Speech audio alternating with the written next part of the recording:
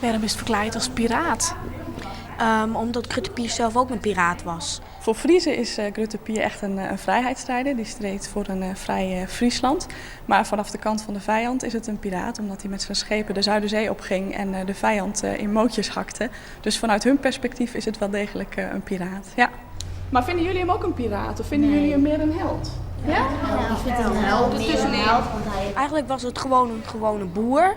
Maar toen eigenlijk zijn boerderij en de kerk van Kimsel was afgebrand. En zijn vrouw en dochter dus omkwamen, is hij dus gaan vechten. Want eerst maakte hem niks uit. Wat maakt het nou uit, de Hollanders?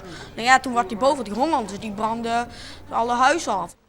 2 kinderen, speciale inspecteurs, die zijn uitgekozen. Die mogen echt mee. En die gaan goed kijken of alles in orde komt. Wie net zoals wie. Want het wiel loopt maar 6,6 kilo. En wat vond je ervan? Ik vond het heel erg leuk. En nu alleen nog de ritten. Had het volgens jij veel het best? Ja, het waren dus 1 keer eerder weg geweest naar een tentoonstelling in Oost-Friesland, in Aurich en Emden, over de Friese vrijheid. Maar nu gaat het voor het eerst buiten het grotere Friese gebied en voor het eerst naar het gebied van de vijand, naar Holland. En dat is wel heel bijzonder. Ja, het is voor ons een heel topstuk van de tentoonstelling Echte Piraten.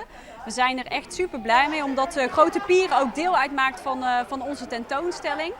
Grutte Pier was voor de Friese echt een vrijheidsstrijder, maar wij zien hem dus echt als een piraat. Hij streed voor de vrijheid voor Friesland, maar wij willen in onze tentoonstelling allerlei clichés laten zien. Waarbij we dus ontkrachten dat iedere piraat bijvoorbeeld op een tropisch eiland woonde. En daar is Grutte Pier dan uiteraard echt een voorbeeld van.